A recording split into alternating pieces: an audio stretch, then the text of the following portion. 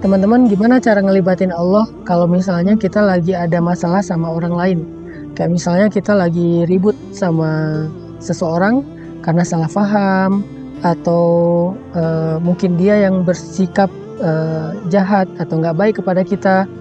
Seorang istri ketika ada masalah dengan suami, anak bermasalah dengan orang tua, mahasiswa bermasalah dengan dosen. Gimana cara kita ngelibatin Allah dalam kasus-kasus kayak gitu kalau kita lagi ada masalah dengan seseorang?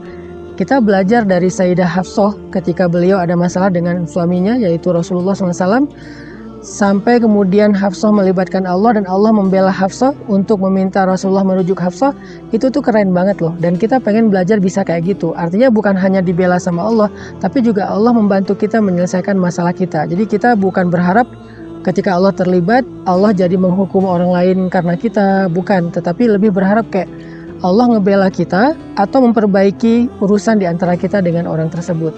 Gimana cara melibatkan Allah kalau kita sedang punya masalah dengan seseorang? Pada episode sebelumnya saya membahas ada 3 cara melibatkan Allah. Yang pertama udah dibahas kemarin, yaitu dengan mention Allah, nyebutin nama Allah, panggil Allah. Nah, di episode ini tips yang kedua cara ngelibatin Allah dalam hidup kita adalah dengan mendekat kepada Allah. Jadilah orang yang paling dekat kepada Allah dalam setiap kebaikan.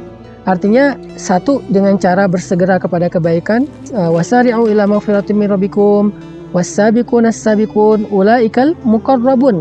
Orang yang bersegera kepada kebaikan, mereka lah orang yang dekat kepada Allah. Jadi, kalau kita dekat sama Allah, sama seperti kita dengan manusia ya. Kalau misalnya kita dekat dengan seseorang kan kita gampang dapat perhatian dia. Kalau kita dekat dengan seseorang, kita mudah meminta tolong kepada dia. Tapi kalau kita jauh, kita nggak kenal, kita malah menjaga jarak dengan orang tersebut, ya kalau misalnya kita lagi ada masalah, susah banget minta pertolongan dari dia, apalagi dapat perhatian dia. Maka begitu juga dengan Allah. Kalau ke manusia kita menganggap itu hal yang wajar, harusnya kepada Allah lebih wajar lagi. Aneh kalau misalnya kita pengen dapetin dukungan Allah, pengen dapetin pertolongan dan pembelaan Allah, tapi sehari-hari kita tuh berjarak dengan Allah. Sehari-hari kita tuh menjauh dari Allah. Sehari-hari kita tuh menghindar. Allah panggil, kita nggak datang. Allah kasih petunjuk, kita tolak. Ini aneh kalau misalnya tiba-tiba kita minta pembelaan, dukungan, dan pertolongan dari Allah. Makanya tips kedua cara ngelibatin Allah dalam hidup kita itu belajar mendekat sama Allah. Belajar untuk jadi orang yang layak diperhatikan oleh Allah. Gimana caranya? Tadi yang pertama, was-sabiqun as-sabiqun ulaikal muqarrabun. Jadilah orang yang semangat dan berlomba-lomba dalam kebaikan. Jadi kalau misalnya kita tahu ada satu peluang kebaikan, kita ambil tuh peluang kebaikan. Jangan mikir panjang. Kita lakukan tuh kebaikan saat itu juga. Jangan ditunda-tunda. Kenapa?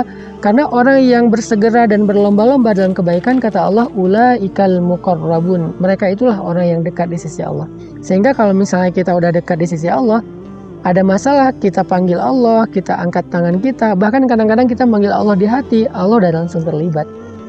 Allah udah langsung nolongin kita, karena kita orang yang dekat. Orang yang dekat itu mudah mengakses.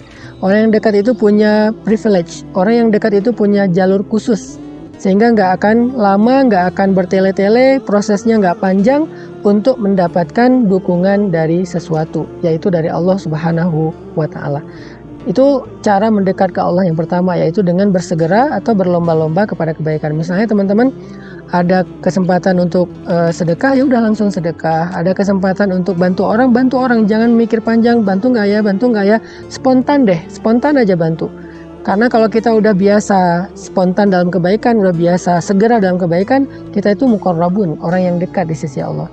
Yang kedua, cara mendekat kepada Allah itu adalah dengan melakukan amalan-amalan yang paling Allah suka, yang paling istimewa di sisi Allah.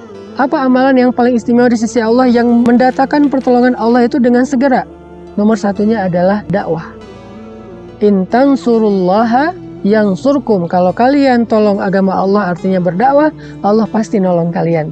wa yutsabbit aqdamakum. Allah akan menguatkan kaki-kaki kalian. Artinya Allah akan kuatkan diri kalian dalam menghadapi masalah.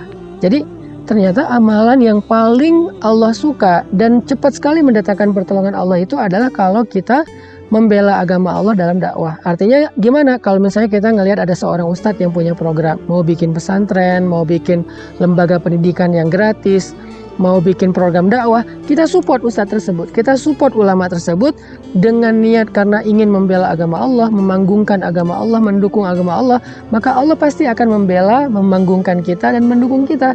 Itu janji Allah, in tansurullaha yansurkum. Kalau kamu tolong agama Allah, Allah menolong kamu dalam kehidupan kamu. Dakwah, cari ustadz siapa yang butuh dukungan dakwah. Saya pribadi misalnya sekarang lagi membangun pesantren. Pesantren ini untuk mentarbiyah menjadi sekolah buat anak-anak muda dalam belajar agama, syariat, belajar life skill, belajar hard skill supaya mereka bisa mandiri dan bisa membantu orang lain. Yuk kita support bareng-bareng misalnya. Kita pengen bangun masjid. Ya udah saya mau support Ustadz Hanan bangun masjid dengan donasi atau mungkin dengan wakaf atau mungkin dengan skill atau mungkin dengan network atau mungkin dengan nge-repost postingan tentang pembangunan proyek pembangunan masjid itu supaya banyak orang yang mendukung. Apapun bentuk dukungan kita.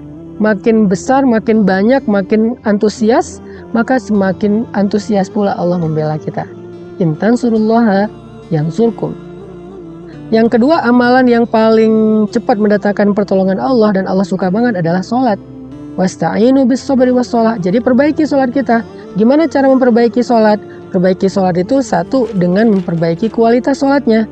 Yang kedua, dengan menambah kuantitas sholatnya. Kalau memperbaiki kualitas misalnya wudhunya udah benar belum? Yang kedua udah khusyuk belum? Bacaannya udah benar belum? Doa-doanya udah benar belum? Kalau kuantitas ya udah ditambah belum dengan sholat sunnahnya selain sholat wajib, ba'diyah, qobliyah, duha, tahajud. Jadi kalau sholat kita semakin baik maka pertolongan Allah semakin cepat. Kalau sholat kita semakin baik maka Allah semakin perhatian sama kita. Wasta'inu bis sabri was sholat. Minta pertolongan Allah dengan sabar dan sholat. Jadi libatin Allah itu cara yang kedua adalah dengan mendekat kepada Allah. Cara mendekat kepada Allah, satu, lakukan kebaikan secara segera. Yang kedua, pilihlah amalan-amalan yang Allah suka. Dakwah, sholat itu diantara amalan-amalan yang cepat banget mendatangkan pertolongan Allah. Maka dua tips ini saya pikir udah menjadi sebuah life hacks atau menjadi sebuah motivasi buat kita untuk melibatkan Allah dalam kehidupan kita. Saya ulangi lagi, yang pertama, cara melibatkan Allah, mention Allah, panggil Allah, sebut nama Allah di awal kita melakukan sesuatu. Cara yang kedua adalah mendekatlah kepada Allah. Cara mendekat kepada Allah itu satu, dengan bersegera kepada kebaikan, jangan ditunda-tunda, spontan, konsisten.